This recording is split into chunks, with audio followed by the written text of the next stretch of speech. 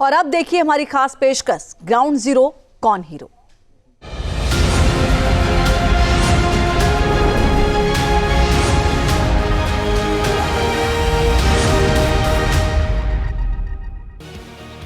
सिवान एक बार फिर चुनाव की दहलीज पर खड़ा है। यहाँ सियासत का क्या मिजाज है, कौन किस पर भारी है, सिवान के मतदाता का मूड कैसा है, इसका अंदाजा लगाने के लिए न्यूज नेशन की टीम पटना से करीब 150 किलोमीटर दूर सिवान पहुंची।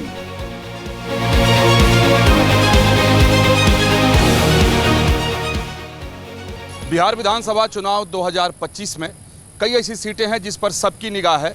उसमें से एक सीट है सिवान सदर विधानसभा क्षेत्र, क्योंकि बिहार बीजेपी के बड़े नेता और यहाँ के मंत्री स्वास्थ्य मंत्री मंगल पांडे मैदान में हैं।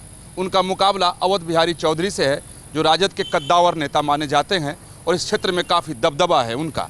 6 बार के विधायक हैं, लंबा अनुभव है और मंगल पांडे पहली बार किस्मत आजमाने के लिए चुनावी मैदान में उतरे हैं। और ये वही सिवान है जो मोहम्मद साहबुद्दीन के चलते कभी बदनाम हुआ करता था। बिहार में जंगल राज की जब भी चर्चा होती है तो सिवान की चर्चा आ जाती है और बात की शुरुआत सिवान से ही होती है। तो चलेंगे, यहाँ के लोगों के नब्ज को टटोलेंगे, जानने और समझने की कोशिश करेंगे कि इस बार के विधानसभा चुनाव में यहाँ का जाति का ऊँट किस करवट बैठने वाला है और लोगों के बीच में मुद्दे और एजेंडे क्या हैं, किन बातों पर लोगों में चर्चाएँ ज़्यादा है और यहाँ के स्थानीय लोग इस बार चाहते क्या हैं।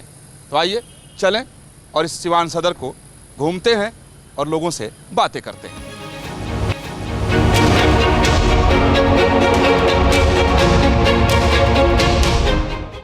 सिवान सदर बिहार विधानसभा चुनाव की चर्चित सीट है, क्योंकि यहां बिहार बीजेपी के पूर्व अध्यक्ष और मंत्री मंगल पांडे चुनाव लड़ रहे हैं। उनका मुकाबला राष्ट्रीय जनता दल के अवध बिहारी चौधरी से है, लेकिन ये लड़ाई न तो सीधी है और न आसान है, क्योंकि यहाँ मुकाबला बहुकोणीय है। क्योंकि यहाँ जनसुराज के इंतखाब अहमद भी दाव आजमा रहे हैं। इसके अलावा AIMIM भी चुनौती पेश कर रही है। ऐसे में चुनावी ऊंट किस करवट बैठेगा, हमने सिवान सदर के वोटर से यही सवाल किया। इस बार के चुनाव में क्या होने वाला है, क्या आपको लगता है मुद्दा सबसे बड़ा क्या है? मुद्दा वही है, प्रशांत किशोर जी जो इथी की हैं उनका जवाब नहीं लोग दिए, जो उन्होंने भ्रष्टाचार का आरोप लगाया था। जवाब दे देते तो हम लोग को संतुष्ट हो जाते हैं। अच्छा, ठीक ना, इससे हम सहमत नहीं हैं। यानी हम मानते हैं कि भ्रष्टाचार हुआ है। हुआ है, हर हाल में हुआ है। हाँ, हम सदर में घूम रहे हैं सिवान में जी, अवध बिहारी चौधरी ही मारेंगे बाजी। अच्छा, इसमें कोई शक नहीं है। पंडित जी लोग नहीं, सभी लोग मन बना लिए हैं कि दोबारा बीजेपी को ही लाना है, NDA सरकार को लाना है, ताकि NDA का काम आप देख सकते हैं, जो रोड देख ही रहे हैं आप, सारा इंफ्रास्ट्रक्चर डेवलपमेंट हो ही रहा है, नौकरी मिल ही रहा है। रोड से काम थोड़ी चलेगा, पेट थोड़ी चलेगा, खाएंगे कमाएंगे तभी न रोजी रोजगार मिलेगा तो न। 10,000 में 7,000 में कोई हमारे बाल बच्चा पोषण पढ़ाई लिखाई सब हो जाएगा। सिवान सदर सीट पर किसी एक पार्टी ने लगातार अपना परचम नहीं लहराया है। आजादी के बाद यहां कांग्रेस ने दबदबा बनाया, तो इसके बाद जनसंघ ने भी यहां अपना वर्चस्व कायम किया। बीजेपी और जनसंघ के आंकड़ों को मिला दिया जाए तो यहां 7 चुनावों में भगवा ध्वज लहरा चुका है। बीजेपी के व्यासदेव प्रसाद ने 2005 से लेकर 2015 तक इस सीट पर कमल खिलाया, लेकिन 2020 में बीजेपी ने लगातार 3 चुनाव जीत चुके व्यासदेव की जगह ओम प्रकाश यादव को टिकट दिया। ये बीजेपी का गलत फैसला साबित हुआ। 2020 के चुनाव में RJD के अवध बिहारी चौधरी ने कड़े मुकाबले में बीजेपी के ओम प्रकाश यादव को हरा दिया, लेकिन जीत का अंतर सिर्फ 1973 वोट का था।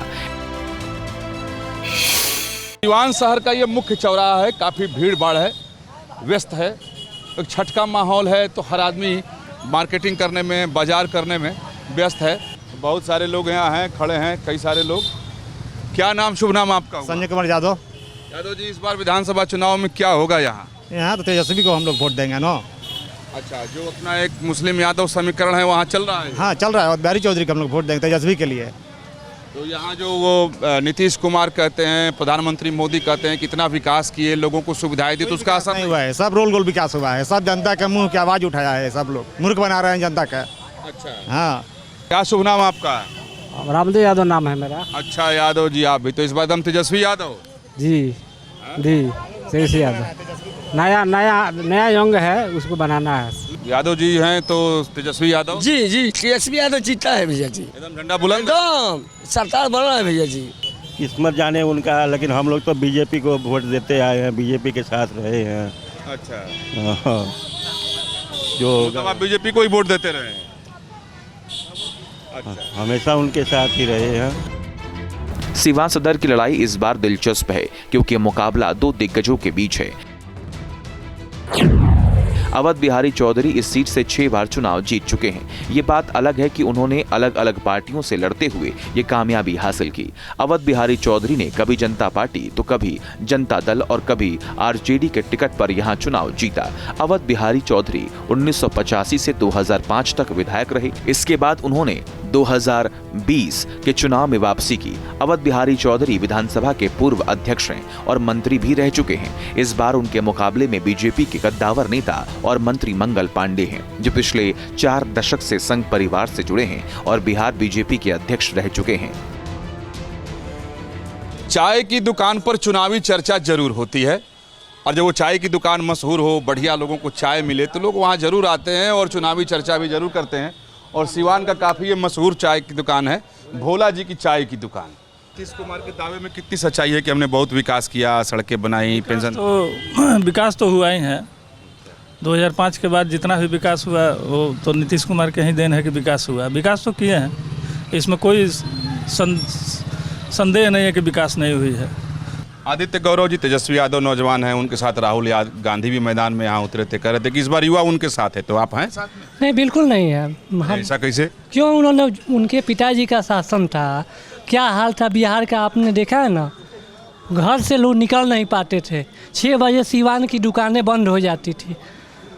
और जब नीतीश बाबू आए, आप देखिए गांव के जाने वाली सड़क को जिला मुख्यालय कितनी अच्छी सड़कें बनी हुई हैं। ये बताइए यहाँ पर क्या होगा फिर चुनाव में? यहाँ पर कुछ नहीं है, हमको सीधा एक फेस मालूम है, वह फिर से नीतीश, 25 से 30 फिर से नीतीश, और उसके द्वारा कुछ नहीं है।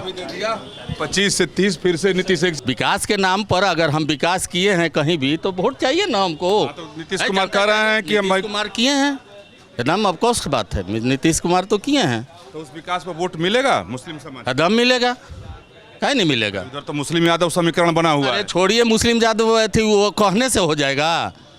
हम विकास के नाम पर वोट देंगे, नीतीश के नाम पर वोट देंगे। सिवान के बाजारों और गलियों में घूमते हुए हमें बहुत से ऐसे वोटर मिले, कहते हैं कि वो पीएम मोदी के नाम पर और नीतीश कुमार के काम पर वोट देंगे। सिवान शहर का ये सबसे प्रमुख चौराहा है जेपी चौक, यानी जयप्रकाश नारायण चौक। उनकी प्रतिमा भी यानी मूर्ति भी सामने लगी हुई है। जयप्रकाश की ये कर्म भूमि भी रही है और मोहम्मद शहाबुद्दीन की भी राजनीतिक भूमि और कर्म भूमि रही है। इसलिए यहाँ की राजनीति में पेंच बहुत है और लोग यहाँ जल्दी अपने पत्ते भी नहीं खोलते हैं, क्योंकि मोहम्मद शहाबुद्दीन का खौफ अभी भी गया नहीं है। लोग बोलने से बचते हैं कि पता नहीं आगे क्या हो। मोदी लहर ही चल रहा है यहाँ पे। मोदी और नीतीश की सरकार ही बनेगी और हम लोग पूरा जी जान लगा के इनकी सरकार बनाने में पूरी मदद करेंगे। अब आएगा भैया मोदी, जो घर का नहीं हो क्या बिहार का होगा। कितना खंडन किए थे बिहार को ये लोग, अभी तो बहुत आगे है बिहार। पिछले चुनाव में से देख रहे हैं, हमेशा वही बोलते आएंगे आएंगे, नहीं आएगा मोदी ही।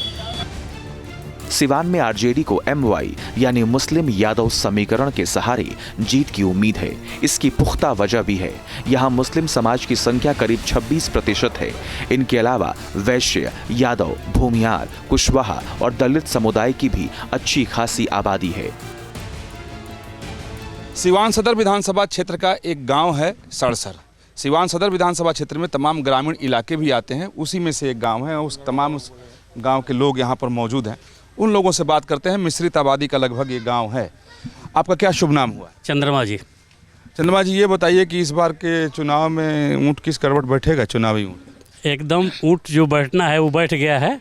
यहाँ लड़ाई किसी से नहीं है और बिहारी चौधरी एक तरफा चल रहे हैं। मंगल पांडे दावा कर रहे हैं कि वो जीत रहे हैं। मंगल पांडे 5 गांव का तो नाम बता दे, किसी कोना में 5 गांव का नाम बता दे कि वो 5 गांव का क्या भौगोलिक दृष्टिकोण है। ये कुशवाहा टोला हो। आपका क्या शुभ नाम हुआ? हमारा नाम राम नगीना चौधरी।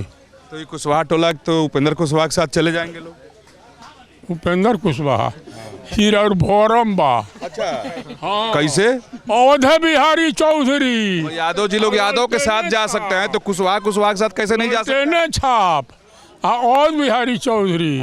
ये मंगल पांडे का क्या हाल होगा? मंगल पांडे तो जाएंगे, वो अमंगल में चले जाएंगे। कैसे अमंगल में चले जाएंगे कह रहे हैं? चले जाएंगे, समझे? अब वो भी लड़ रहे हैं, मंगल भवन मंगल हारी, अवध बिहारी मंगल पांडे अभी की जीती है अवध बिहारी। तो गजब जोड़ दिए, मंगल भवन मंगल हारी अवध बिहारी, अब की जीती है अवध बिहारी एकदम। ये देखो भाई, ये तो एक ही दोहा में सब दोनों को समेट दिए। सिवान विधानसभा क्षेत्र में 3,20,000 से अधिक वोटर हैं। इनमें अनुसूचित जाति के वोटर करीब 11% और अनुसूचित जनजाति के मतदाता करीब 2.4% हैं। इस सीट पर शहरी मतदाता 32% हैं। इसलिए आगे निकलने की होड़ में लोग बहुत मेहनत कर रहे हैं, सुबह से शाम तक, देर रात तक कर रहे हैं। सिवान सदर विधानसभा क्षेत्र का ही ये इलाका है, ये एक गाँव है, ये बहुत बड़ा गाँव है। और इस गांव के एक पूर्व में भी मैं मौजूद हूं। यहाँ महिलाएं भी हैं, पुरुष भी हैं, बुजुर्ग भी हैं, नौजवान भी हैं। सबसे बात करेंगे और उनकी राय जानने की कोशिश करेंगे कि इस बार के विधानसभा चुनाव के बारे में लोग क्या सोचते हैं। तो सबसे पहले मातृशक्ति से ही शुरू करते हैं, यानी महिलाओं से ही बातचीत शुरू करते हैं। क्या दादी बैठी हैं? बहुत स्वागत है आपका न्यूज़ नेशन में। क्या शुभ नाम आपका है? बाकी माने हम फूलपति कुशवाहा बोलता नहीं कि वहाँ के पैसा हमने के सरकार, मोदी सरकार देता नहीं है, चावल भी देता नहीं खाना खाए के, लोग के 10-10 हज़ार रुपया भेजनी, और ओकरा बाद हमने के 400 रहते 1100 कैले बनी पेंशन, वृद्धा पेंशन। अच्छा, तो हमने के खा के थाली में छेद नहीं करे के, हमने के उहे के वोट देवे के बा।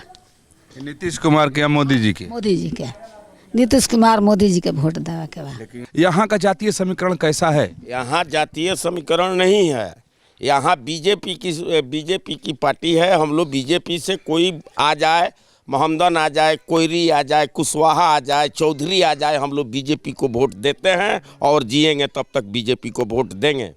जाति से मतलब नहीं है, हमको बीजेपी चाहिए, अब बीजेपी हमको काम दिखा रहा है, वही हमको चाहिए। तो ये आपकी व्यक्तिगत चॉइस है जी।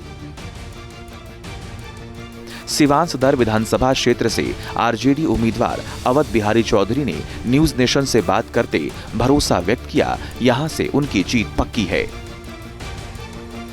सर, इस बार इतना पसीना क्यों बहाना पड़ रहा आपको? हम पसीना कभी नहीं बहाए हैं। हम मेहनत कश समाज से हम आते हैं और हर चुनाव में हम मेहनत करते हैं और हमारे जो मतदाता हैं उनके गांव और उनके द्वार पर जाते हैं और उनसे प्रणाम सलाम करते हैं। यह हमारे लड़ने के एक तरीका है। इसलिए पसीना कहाँ बह रहा है? पसीना तो विरोधियों को बहता होगा, जो समझता है कि उसके साथ धरती खिसक गई है। सर, आरजेडी के कद्दावर नेताओं में आप शामिल हैं, 6 बार आप विधायक रहे हैं, काफ़ी लंबा तजुर्बा आपको रहा है, विधानसभा के आप अध्यक्ष रहे हैं। लेकिन मंगल पांडे जो बिहार सरकार के मंत्री भी रहे हैं, उनके चुनावी मैदान में उतरने से लड़ाई कितनी आपके लिए टफ हुई है, कितना मुश्किल हुआ है? हमारे सोच से वो जो लड़ाई लड़ने आए हैं, आज जिस सोच और समझदारी के साथ वो आए हैं, तो हमारे सीमान 105 के जो मतदाता है, जनता है, इस बार उनको मतदान में मत देकर न दे करके उन्हें बतला देगी कि आप 105 के निवासी नहीं हैं, हम लोगों के बीच काम नहीं किए हैं, और दुख में सुख में जो व्यक्ति काम किया है उसको हम लोग वोट दे करके विधानसभा भेजेंगे, तो उनको बहुत महंगा इस बार पड़ेगा। एक वक्त था सिवान में बाहुबली शहाबुद्दीन का आतंक था। शहाबुद्दीन की मर्जी के बिना यहां पत्ता नहीं हिलता था। शहाबुद्दीन की मौत हो चुकी है, लेकिन खौफ की वो कहानियां आज भी जिंदा हैं। बीजेपी लगातार आरजेडी पर जंगल राज का आरोप लगाकर उसे मुद्दा बना रही है, लेकिन अवध बिहारी चौधरी इसे खारिज करते हैं। बार बार उन विपक्ष की तरफ से, जो आपके विपक्ष में उनकी तरफ से आरोप लगता है कि अगर ये जीत गए तो फिर से जंगल राज की वापसी हो जाएगी, शहाबुद्दीन का दौर फिर से वापस आ जाएगा। इसके अलावा उन लोगों के पास कोई औजार नहीं है।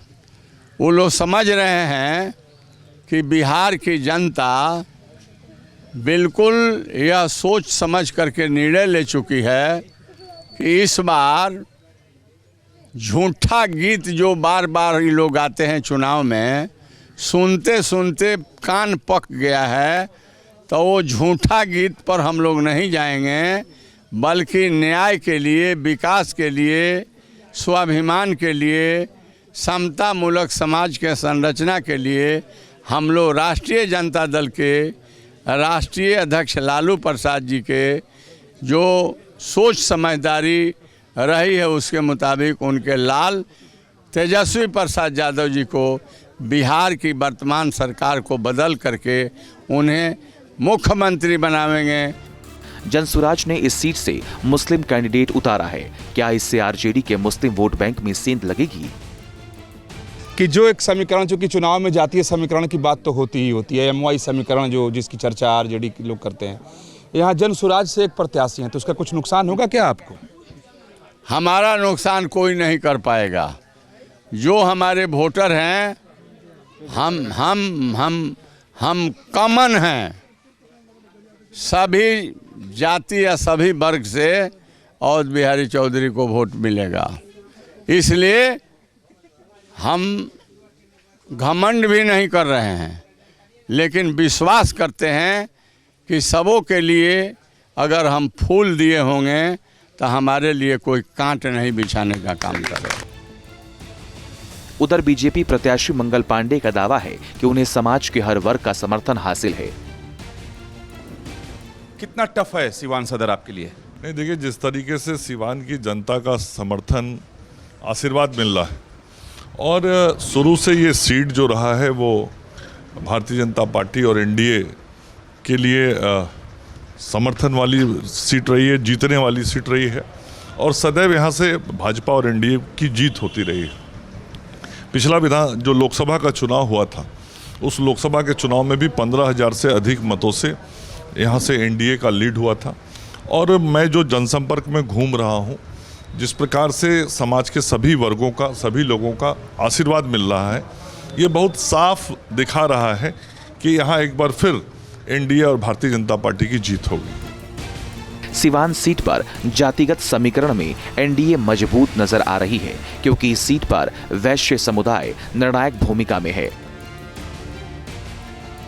वैश्य और कुशवाहा समाज के साथ पिछड़ी जातियों का बड़ा वोट बैंक एनडीए के साथ है। उधर ब्राह्मण, भूमियार और राजपूत वोटर भी उनके साथ बताए जाते हैं।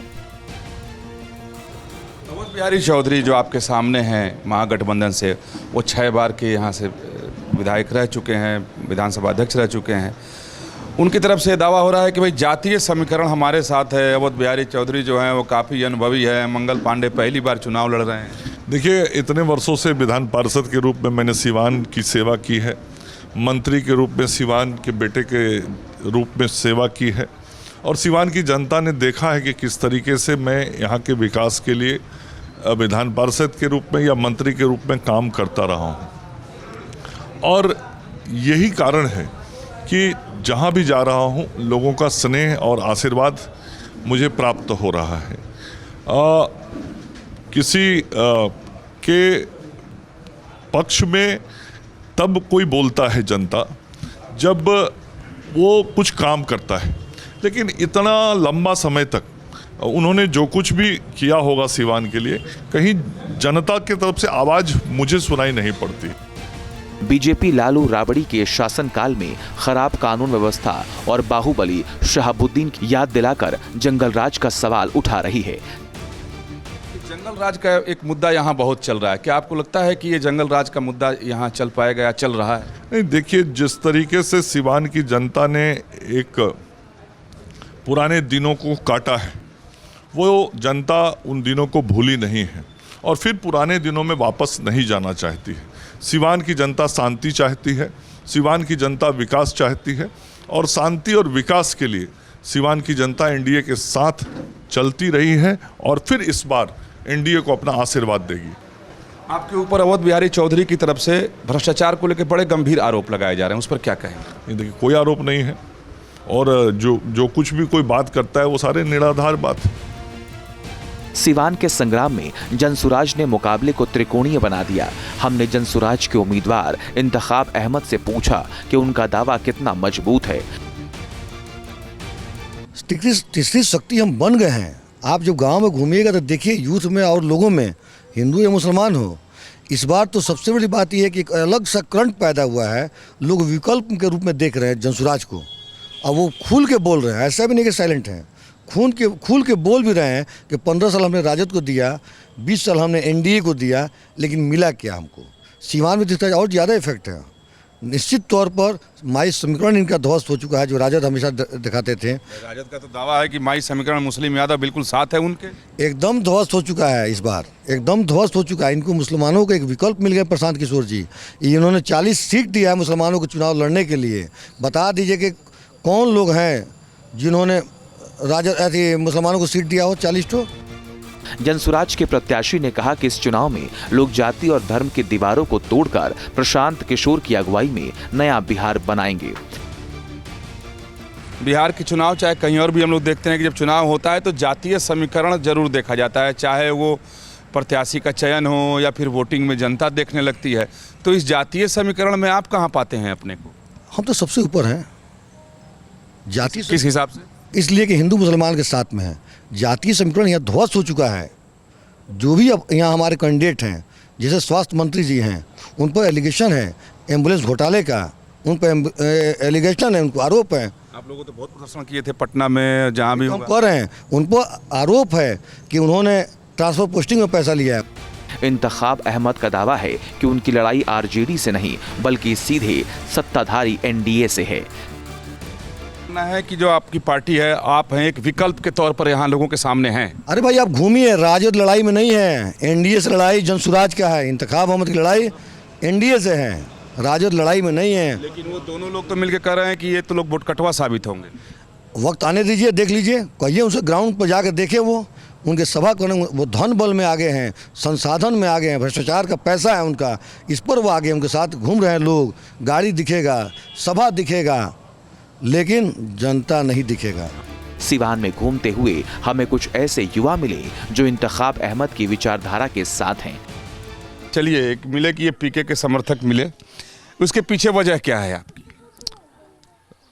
जहाँ भक्ति है हर शब्द में, कथाओं में छुपे हैं दिव्य रहस्य और ज्योतिष देता है जीवन को दिशा। धर्म से जुड़ी हर बातों को जानने के लिए हमारे चैनल स्तुति को सब्सक्राइब करें। चैनल पर जाने के लिए इस लिंक पर क्लिक करें।